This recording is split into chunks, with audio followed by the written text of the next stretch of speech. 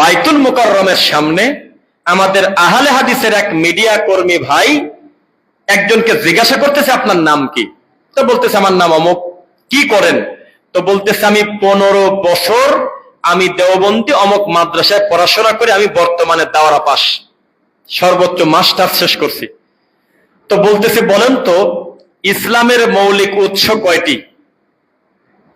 তো সে ছেলে বলতেছে 4টি। কয়টি বলছে বলেন? কয়টা হবে?